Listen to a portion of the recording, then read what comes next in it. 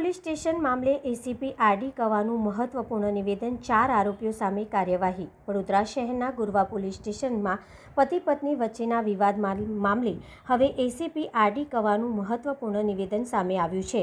Police દ્વારા અરજીના અનુસંધાનમાં બંને પક્ષોને જવાબ માટે પોલીસ સ્ટેશન બોલાવવામાં આવ્યા હતા, જ્યાં પતિ પર લાફાવારી કરાઈ હોવાનો ખુલાસો થયો છે। એસીપી આરડી કવાના જણાવ્યા મુજબ પત્ની સાથે આવેલા કેટલાક સાગરીતોએ પતિને ધમકાવ્યો હોવાના આક્ષેપો પણ સામે આવ્યા છે। સમગ્ર ઘટનાને લઈને પોલીસ પર લગાવવામાં આવેલા આક્ષેપોને એસીપીએ વ્યક્તિગત આક્ષેપ ગણાવ્યા હતા। તેમણે વધુમાં જણાવ્યું હતું કે ઉર્વશીબેન દ્વારા કરવામાં આવેલી તમામ અરજીમાં પોલીસ દ્વારા તટસ્થ રીતે કાર્યવાહી હાથ ધરવામાં આવી છે। પત્ની દ્વારા કરવામાં આવેલી ફરિયાદના મામલે તપાસ પૂર્ણ થયા બાદ હાલ કેસ કોર્ટમાં ચાલી રહ્યો હોવાનું પણ એસીપીએ સ્પષ્ટ કર્યું હતું। આ સમગ્ર ઘટનામાં પોલીસે 4 લોકો સામે ગુનો નોંધી તેમની અટકાયત કરી છે। સાથે જ 2 આરોપીઓનો ગુનાહિત ઇતિહાસ સામે આવતા તેમની સામે વધુ કાયદેસરની કાર્યવાહી હાથ ધરવામાં આવશે તેવી માહિતી પણ પોલીસ દ્વારા આપવામાં આવી છે।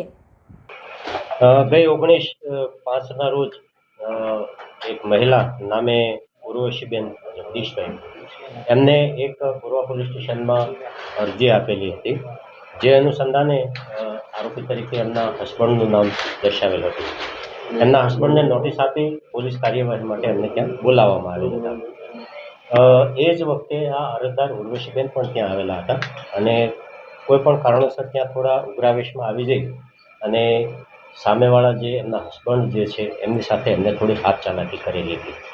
ત્યાં સુધી આ બધું એક ભાવાવેશમાં થયું હોય એવું આપણને માનવાને કારણ હતું, પણ ત્યાર પછી ત્યાં જાહેર રોડ ઉપર ઉર્વશીબેનની સાથે જે બીજા 3 માણસો આવેલા હતા, એ આ કામના જે સામાવાળા હતા કે ઉર્વશીબેનના હસબન્ડ છે એમને ત્યાં ગુનાહિત ધમકી આપે છે। ઉર્વશીબેનના જે પૈસા છે એ પાછા આપી દેજે, નહીં તો ગોરવામાં રહેવું તકલીફ થશે, જાનથી મારી નાખવાની, એમને આવી રીતે ધમકી આપવામાં આવી હતી। જે અનુસંધાને પોલીસે તરત જ એક્શન લીધા છે। બનાવ જે છે એ ગેરકાયદેસરનો બનેલ હોવાથી ઉર્વશીબેન વિરુદ્ધ તેમજ તેમના 3 બીજા સાગરીતો વિરુદ્ધ ગોરવા પોલીસ સ્ટેશનમાં ગુનો દાખલ કરવામાં આવેલ છે।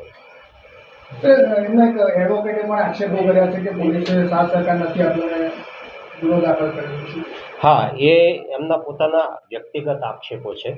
ગોરવા પોલીસ સ્ટેશનમાં એમને કોઈ રિસ્પોન્સ ના કર્યા હોય એવું તો બન્યું જ નથી। ઉર્વશીબેન પોતે અરજી આપે છે તો એ અનુસંધાને ક્વિક એક્શન લેવામાં આવે છે, સામેવાળાને બોલાવવામાં આવે છે।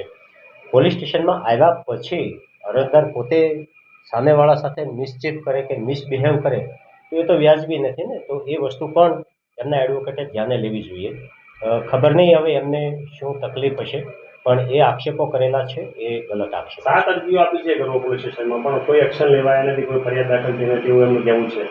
ઉર્વશીબેને જે અરજી આપેલી છે અને જે અરજી રજીસ્ટર્ડ થઈ છે એમના વિરુદ્ધ ક્વિક એક્શન લેવામાં આવ્યા છે। એ અનુસંધાને નોટિસ આપીને જ સામાવાળાને પોલીસ સ્ટેશનમાં બોલાવવામાં આવેલા હતા। એ ઇન્વેસ્ટિગેશન જે મેરિટ ઉપર જાય છે એ એક જગ્યાએ છે, પણ પોલીસ સ્ટેશનમાં સામાવાળા અને અરજદાર બંને સાથે હોય તો ત્યાં આવીને આવું મિસબિહેવ નથી કરાતું। એવું કે મારી ફરિયાદ નથી લખી, સામેવાળાની ફરિયાદ લઈ ના,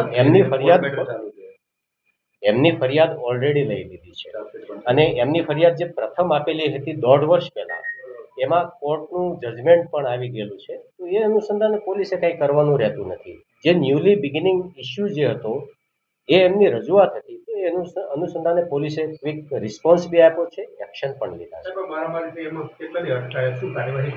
હા, એમાં ટોટલ 4 જણાની અટકાયત કરવામાં આવેલ છે।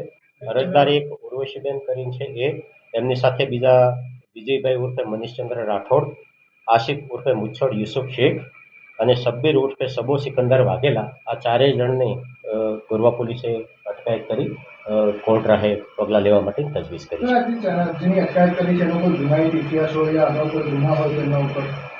હા, એ તપાસનો વિષય છે, પણ 2 જણ વિરુદ્ધ ગુનાહિત મટીરિયલ થોડું મળી આવ્યું છે, જે અનુસંધાને અમે એમના ઉપર એક્શન તો લઈશું। હા, ઓળખતા હશે તો સાથે આવ્યા છે ને, એ એમને નામથી ઓળખે છે, એમની સાથે એમને વ્યવહાર પણ છે, એમને વોટ્સએપ ઉપર કમ્યુનિકેશન પણ થાય છે, મોબાઈલ પર કમ્યુનિકેશન થાય છે। દેટ મીન્સ દે આર પરિચિત, એ પરિચિત તો છે જ એકબીજાથી। યુવતીએ ઉર્વશીબેને આ ત્રણેયને સોપારી આપી એવું કંઈ સાબિતારી થયું છે? હવે એ તપાસનો વિષય છે, પણ જ્યારે પોલીસ સ્ટેશન બોલાવવામાં આવ્યા ત્યારે તો સામા અરજદાર તરીકે એમને એકલા જ આવવું જોઈતું હતું.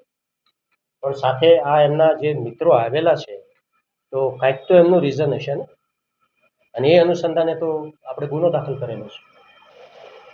પોલીસ હવે કઈ દિશામાં તપાસ કરશે? સોપારી લીધી છે કે પછી એ દિશામાં પોલીસ તપાસ કરશે? હા, પોલીસે એ દિશામાં તપાસ તો આદરી છે, પણ એવું કાયદેસર સોપારી કહેવાય એવું ન કહી શકાય. પણ એ એમના મિત્રો તો છે જ. મિત્રોએ આવીને એમની મદદમાં ઊભું રહેવાનું હોય, કાંઈ પોલીસને આસિસ્ટ કરવા માટે સપોર્ટ જોઈતો હોય તો એ કરવાનું હોય. પોલીસ સ્ટેશનની પ્રિમાઇસીસની આસપાસ ઊભા રહી અને અરજદારને એવી રીતે ધમકાવવાનો હોય કે એ અરજદાર પોતાની રજૂઆત લઈને પોલીસ સ્ટેશન સુધી પણ ના આવે. હા, અગાઉ પણ એમનો આ વ્યવહાર તો થયેલો જ છે પોલીસ સ્ટેશન સાથે. બાકી એમના આક્ષેપો જે છે, એમની રજૂઆત જે છે, એમાં બહુ તથ્ય નથી. અગાઉ બી કોઈ સાથે આવું કર્યું એવું કોઈ પોલીસ તપાસમાં આવ્યું હોય? હા, અગાઉ એક વ્યક્તિ જોડે આવું થયેલું છે, પણ એ વ્યક્તિ પોતે સમાજ સામે કે પોલીસ સામે સ્વેચ્છાએ આવવા નથી માંગતા. તો આપણે પણ એમની પ્રાઇવસી સિક્યોર કરી રાખવી આપણી ફરજ છે. પતિ સાથે એમની માતાનું કે બહેનનું પણ નામ જોડાયેલું, તો આગળ કંઈ મળશે સબૂત તો પછી આપણે કાર્યવાહી થશે? એમને નામ લખેલા છે એ તો એક 498ના રિલેટેડ જે તે વખતે ઇસ્યુ હતા એ વખતે લખેલા છે, પણ એવા કોઈ ઇન્ગ્રેડિયન્ટ્સ આ ઇસ્યુને રિલેટેડ નથી. એમની ફરિયાદ જે થઈ છે, એમની તપાસ થઈ ગઈ છે, ચાર્જશીટ થઈ ગયું છે, અને ગુનાની ટ્રાયલ પણ ચાલી ગઈ છે, અને ટ્રાયલનો નિવડો કોર્ટમાં આવી ગયો છે. બેનનું એવું કહેવું છે કે એ ફરિયાદ 1.5 વર્ષ પહેલાની ફરિયાદ પછી પણ એમની સાથે બહુ મિસબિહેવ થયું છે. એવો એક પણ એવિડન્સ એ અરજદાર ઉર્વશીબેન રજૂ કરી શક્યા નથી. એ એમ કહે છે કે જનરલી રોડ ઉપર મારો પીછો કરતા હોય, તો હવે રોડ ઉપર તો પબ્લિક જતી હોય. સ્પેસિફિક એક વ્યક્તિને એમની સાથે બંધાયેલા છે તો એલિગેશન્સ કરવા જ છે. તો એલિગેશન ફરીલી થઈ શકે, પણ જ્યારે એલિગેશન્સ કરો છો, રજૂઆત કરો છો, તો તમારે એવિડન્સ પણ સાથે જોડવા પડે. પત્નીએ તાંત્રિક વિધિ કરી હોવાના પણ આક્ષેપ કરે છે. હા, એ આક્ષેપો છે. મેં સોશિયલ મીડિયા ઉપર રીલ પણ જોઈ હતી, પણ એ રીલ તો ફેબ્રિકેટેડ છે. કહેવાનો મતલબ છે એ દિશામાં પણ અમે તપાસ કરીએ છીએ, પણ એ વસ્તુનું તથ્ય હાલ પૂરતું જણાઈ આવતું નથી. અમે એ તથ્યને શોધવા માટે બીજા એવિડન્સ અને બીજા સર્ક્યુમસ્ટન્સીસનો જે સહારો લીધો છે, તો એમાં જે અરજદાર જે છે એમની વિરુદ્ધનું ઘણું બધું મટીરિયલ અમને મળેલું છે. પત્નીના આક્ષેપો પણ છે કે પત્નીનો જે મોબાઈલ છે એ છોકરા પાસે છે, પણ હજુ સુધી પોલીસ લાવી નથી શકી.